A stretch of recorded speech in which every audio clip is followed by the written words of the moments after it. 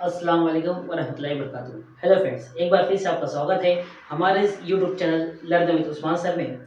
आज का जो हमारा टॉपिक है वो है ज़ुअरबतुल अज़ला, जिसे हम अंग्रेजी में कहते हैं क्वाड्रिलेटरल।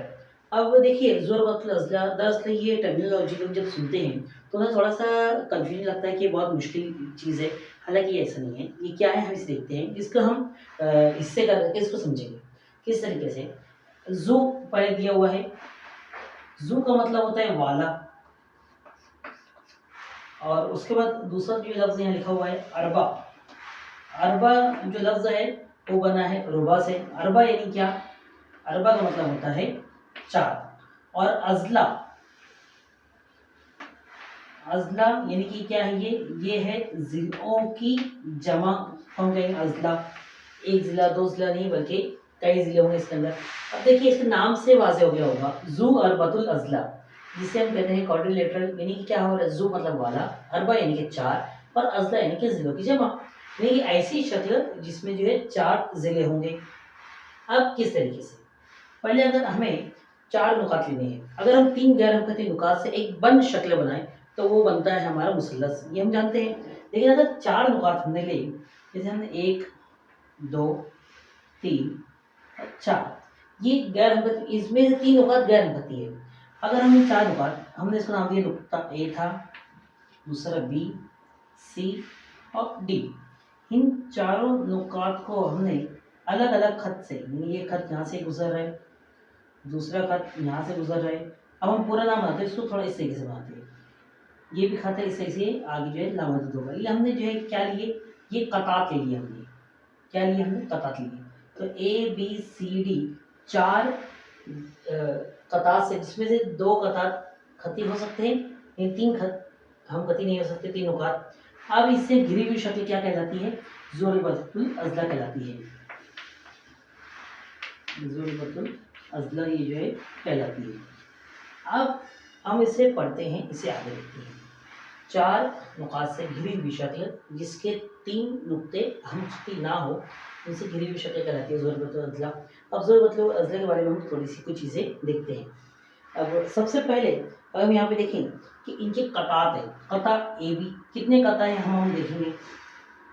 कता, कता क्या होता है? कता खत को हम कता भी कहते हैं, जो है खत का एक हिस्सा होता है। तो कता ए भी है इसके अंदर, दूसरा कता बी और सी है, तीसरा कता सी और डी है। हाँ, सी और डी, और तीसरा ए और डी है। इस तरीके से चार कतार से मिलकर बनी हुई बंद शक्ल है, खुली हुई शक्ल नहीं, ये बंद है। अब अगर हम इसे पढ़ते हैं तो इनको पढ़ने का तरीका क्या होता है? जब भी ज़ुअरबतुल अज़ला हमारे पास दिया हुआ रहेगा, उसे हम क्लॉकवाइज या एंटी क्लॉकवाइज, किस तरीके से, या तो हम इस जानिब से पूरा पढ़ेंगे या तो इस जानिब से। हम ऐसे और ऐसे नहीं पढ़ सकते उसको। किस तरीके से? अगर हम इसे लिखेंगे तो ज़ुअरबतुल अज़ला ए बी सी और डी, ये हमने एक बार लिख दिया। अगर हम इसे किसी और नाम देना है तो हम यहाँ से नाम देते हैं ज़ुअरबतुल अज़ला, उसको लिखते हैं इस तरीके से है B C D A, B C D A, ये भी सही होगा। अगर हम इसको यहाँ से लिखेंगे कि ज़ुअरबतुल अज़ला सी डी ए बी, तब भी इसका नाम दुरुस्त होगा। अगर हम इस तरीके से लिखते हैं कि ज़ुअरबतुल अज़ला डी ए बी सी, तब भी क्या होगा? दुरुस्त होगा। हम मतलब इस जानिब से पूरा लिखो या इस जानिब से, तो हमें एक शक्ल यहाँ नज़र आ गई है। इसके इसके चार कतात हैं। उसके के साथ साथ ये जो नुक्ते हमें नज़र आ रहे हैं, जिसको हम इसे कॉर्नर कहते हैं, ये चार इसकी क्या है? ज़िले होने के साथ साथ इसकी क्या है? ये रासी नुकात हैं। ये इसके चार क्या है? रास है, यानी कॉर्नर उसके चार हैं, यहाँ पर हमें दिए हुए हैं। अब हम आगे बढ़ते हैं। ज़ुअरबतुल की कुछ खुसूसियत होती है, कुछ खास बात होती है, वो क्या होती है वो देखते हैं। पहले हमने क्या देखा? कता चार कतों से मिलकर बनी हुई शक्ल है, यानी ये कता है, ये कता है, ये कता, इनसे बनी हुई शक्ल है। चार नुकात भी है, इन चार के रास्ते नुकात भी है। अब हम आगे बढ़ते हैं। इनको पढ़ने का तरीका भी हमने देख लिया कि ये जो ज़ुअरबतुल ए बी सी डी है, हम एक और बनाते हैं। इस तरीके से हमने एक शक्ल बना ली, ए बी सी डी, हमने इसे कैसे बना लिया। अब इनके हम मुकाबिल के ज़िले लेते हैं। मुकाबिल यानी क्या, सामने से अपोजिट वाले, यानी कि अगर हम देखें कि ए बी जो है इसके मुकाबिल कौन सा है, वो है बी सी है। और अगर ए डी की बात करें, अगर हम ए डी अगर एक ज़िला है तो उसके मुकाबिल में कौन सा है, उसके सामने अपोजिट कौन सा है, वो है बी सी। ये हमें दिया हुआ है, ये मुकाबिल के ज़िले यहाँ पे इस तरीके से है। अब हम देखेंगे कि इनके जो ज़िले होते हैं इनसे बनने वाले जाविये कौन कौन से हैं। इनसे अगर एक जाविया बनेगा ए डी सी, हम इसको लिखेंगे जाविया ए डी सी, यानी कि ये जाविये की बात हो रही है, इस तरीके से एक जाविया बन रहा है। और दूसरा जो जाविया बन रहा है ए बी सी, दूसरा जाविया अगर हम देखेंगे ए बी सी, तो इन दोनों में मतलब ये दोनों एक मुकाबले में तो जाविये है। खास बात यह है कि इनमें कोई रास मुश्तरक है क्या इनके दरमियान में कोई मुस्तसिल है, या इनके दरमियान कोई नुक्ता बीच में आ रहा है, नहीं आ रहा है। किस तरीके से नहीं आ रहा है अभी मैं आपको बता रहा हूँ। अगर हम ए डी सी की बात करें तो इनका मुश्तरक रास कौन सा है, यानी इन दोनों इन जाविये का मुश्तरक रास कौन सा है, नुक्ता डी होगा।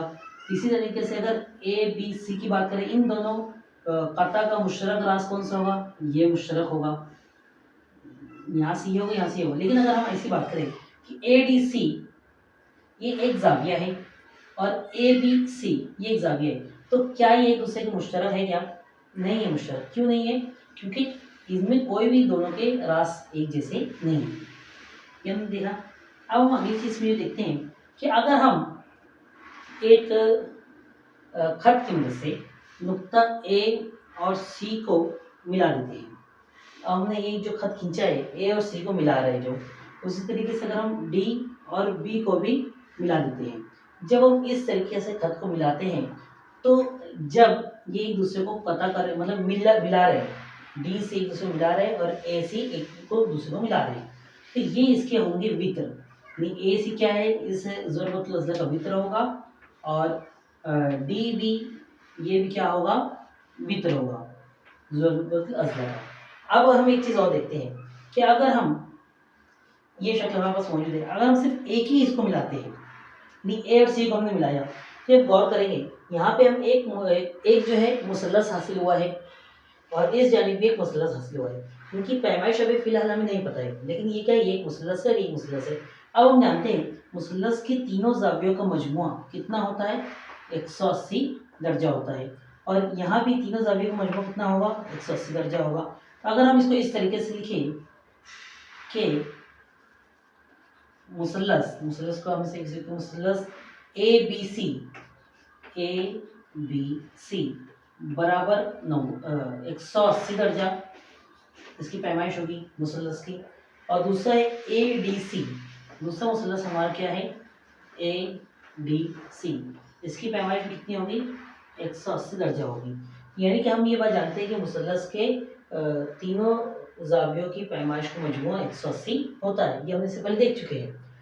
अब इस बुनियाद पर अगर हम ये कहें कि ए बी सी डी इस ज़ुरबतुल अज़ला की कुल पैमाइश कितनी होगी, तो हमें इन दोनों की जमा करना पड़ेगी, मुसल्लस ए बी सी और मुसल्लस ए डी सी, इन दोनों की अगर हम जमा कर देंगे तो हमारा जवाब आएगा 360 दर्जा।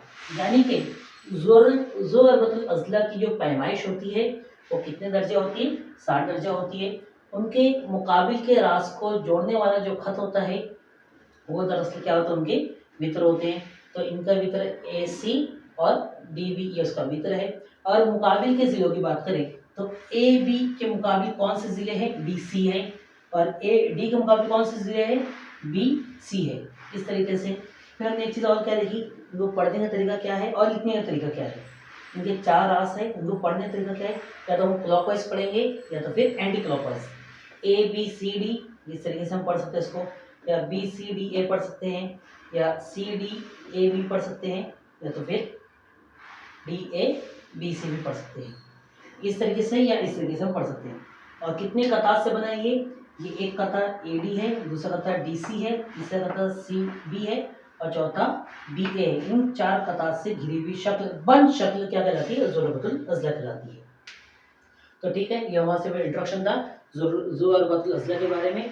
अब अगली वीडियो में हम इसके ऊपर जो मिसालें आएंगी उसको हम सॉल्व करेंगे और उम्मीद है आपको ये वीडियो पसंद आया होगा। बहुत ज़्यादा मुश्किल नहीं टॉपिक था, ये ईजी टॉपिक है, लेकिन अगर आप हमारी वीडियो कंटिन्यू देख रहे हैं तो आगे हम जो भी पेपर या क्वेश्चन सॉल्व करेंगे तो आपको समझने में आसानी होगी।